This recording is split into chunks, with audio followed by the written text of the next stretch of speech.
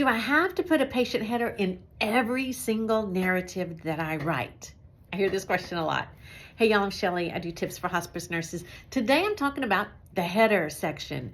The header is the H in my HEARTS model. If y'all follow me at all or have been in any of my documentation classes, you know I teach the HEARTS model for structuring your note.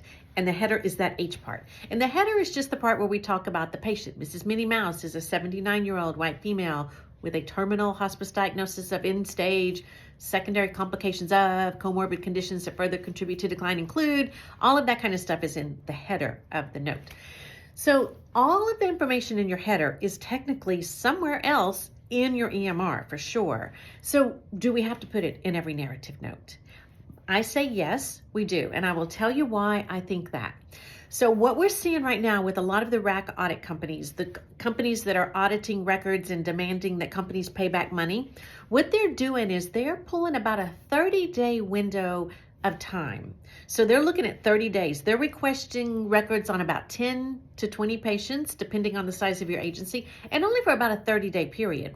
So if as an RN, you're seeing that patient once a week, and a social worker seeing them once a month, and the chaplain seeing them once a month, that's 6 records that these audit people are looking at to determine if they're going to go deeper into and do a deep dive into your agency and request potentially hundreds of records.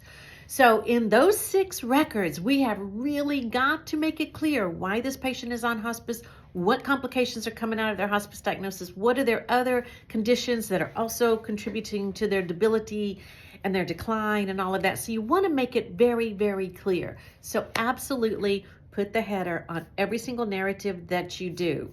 The only time I don't do this is if I'm on call. But even then, you probably could do it. I set them up. I used to save them in the notes section of my tablet, and then I would just copy them into each note, my headers.